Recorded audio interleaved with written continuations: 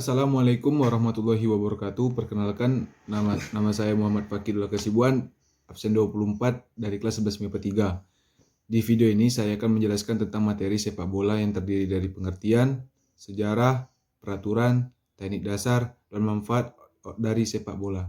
Berikut penjelasannya.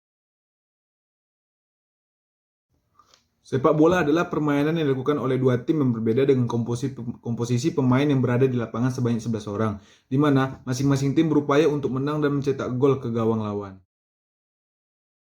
Berdasarkan sumber yang dikutip pada situs Football History, kehadiran permainan sepak bola terjadi di Cina sekitar abad ketiga dan 2 sebelum Masehi dengan nama permainan Cuju, di mana Cuju dimainkan dengan bentuk bola bundar di atas bidang tanah persegi. Banyak negara-negara yang mengklaim bahwa kehadiran sepak bola diawali dari mereka sendiri, seperti Yunani kuno dan Roma. Namun cerita yang banyak diakui permainan sepak bola dia populer pada abad ke-12, di mana pada abad ini sepak bola dimainkan di padang rumput dan jalanan Inggris. Seiring berjalannya waktu kemudian, bermunculanlah klub sepak bola.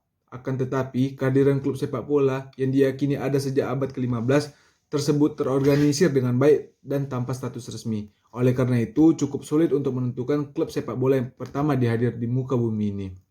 Namun, beberapa sejarawan Inggris mempercayai bahwa terdapat klub profesional yang dibentuk di Inggris pada tahun 1862 dengan nama Klub Inggris Notts County.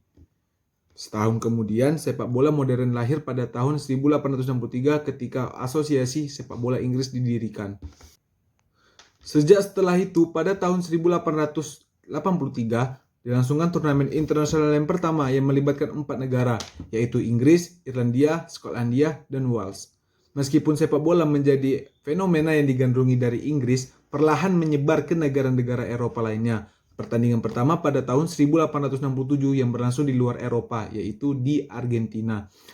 Tepatnya pada 21 Mei 1904, Federation International Football Association FIFA didirikan, yang ditandatangani oleh 7 negara, yaitu Prancis, Belgia, Denmark, Belanda, Spanyol, Swedia, dan Swiss. Meskipun Inggris identik dengan sejarah perkembangan sepak bola, akan tetapi mereka tidak turut serta bergabung sejak awal. Tetap saja mereka bergabung pada tahun berikutnya.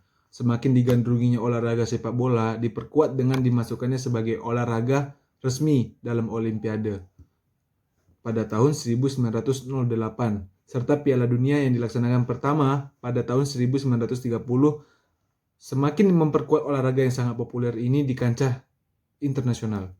Hingga kemudian pada tahun 1996 sepak bola wanita ditambahkan untuk pertama kalinya. Aturan yang ada di sepak bola salah satunya adalah jumlah pemain dalam setiap tim harus 11 pemain yang terdiri dari 10 pemain lapangan dan 1 penjaga gawang. Setiap tim dapat menyediakan hingga 7 pemain pengganti. Pergantian pemain dapat dilakukan kapan saja dalam pertandingan, dengan masing-masing tim dapat melakukan maksimal 3 pergantian pemain per sisi. Selain itu, para pemain harus menggunakan peralatan seperti menggunakan sepatu bola, bantalan tulang kering, dan jersey yang serasi. Selain itu, penjaga gawang juga menggunakan sarung tangan yang empuk. Dari setiap tim akan ditunjuk satu kapten di mana kapten yang nantinya akan memakai band kapten. Setiap pertandingan harus menyertakan 1 wasit dan 2 asisten wasit. Tugasnya yaitu bertindak sebagai penjaga waktu dan membuat keputusan apapun yang mungkin perlu dibuat seperti pelanggaran, tendangan bebas, lemparan ke dalam, penalti, dan ditambahkan tepat waktu di akhir setiap babak. Untuk pelanggaran yang dilakukan seorang pemain dapat diganjar dengan kartu kuning atau kartu merah, tergantung tingkat pelanggaran yang dilakukan. Keputusan ini biasanya atas dasar kebijakan wasit. Berbeda di mana kartu kuning sebagai tanda peringatan, sedangkan kartu merah adalah hukuman untuk pemain yang melakukan pelanggaran berat. Biasanya ditandai dengan keluarnya pemain dari lapangan hijau. Manfaat sepak bola itu banyak, salah satunya menambah kebugaran dan stamina. Karena pada saat kita bermain bola, kita berlari, jalan cepat, menendang, dan lain-lain. Semua gerakan itu dapat menambah kebugaran dan stamina kita. Yang kedua, dapat meningkatkan kerja tim dan sosial. Yang ketiga, baik untuk kesehatan mental. Keempat, baik untuk kognisi karena sepak bola adalah permainan strategis yang membutuhkan pengambilan keputusan cepat. Sepak bola meningkatkan ketekunan, disiplin diri, dan konsentrasi. Yang kelima, dapat membantu problem solving anak.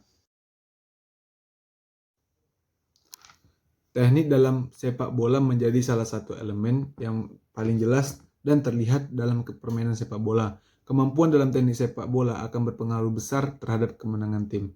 Berikut adalah teknik-teknik sederhana yang perlu dikuasai sebelum melakukan permainan. Salah satu, teknik dasar mengoper. Saat kita menggunakan teknik passing atau mengoper, ada pun tekniknya. Yang satu, inside of the foot or pass, menggunakan kaki bagian dalam. Yang kedua, outside of the foot, menggunakan kaki bagian luar. Yang ketiga, instep drive. Yang keempat, terakhir, chips pass. Teknik dasar menghentikan bola, satu, menggunakan kaki bagian bawah. Yang kedua, menggunakan kaki bagian dalam. Yang ketiga, menahan bola dengan kaki bagian luar. Dan yang terakhir ada teknik menggiring bola. Dalam menggiring bola kita ada tekniknya, yaitu satu, dribbling menggunakan kaki sisi bagian dalam. Yang kedua, dribbling menggunakan sisi bagian luar. Yang ketiga, dribbling menggunakan kura-kura kaki. Sepanjang sejarah permainan sepak bola telah banyak melahirkan tokoh-tokoh berjasa untuk klub dan negaranya. Keberadaan tokoh sepak bola ini tidak lain adalah berkat kegigihan selama menjadi atlet, tertib dalam latihan, dan menjunjung tinggi sportivitas. Pada tahun 2020, di majalah France Football merilis 50 nama yang berpengaruh dalam sepak bola. 4 diantaranya Kylian Mbappe dari PSG, Neymar dari PSG, Lionel Messi dari Barcelona, dan Cristiano Ronaldo dari Juventus. Sekian dari saya. Mohon maaf jika banyak kesalahan dalam berkata. Wassalamualaikum warahmatullahi wabarakatuh.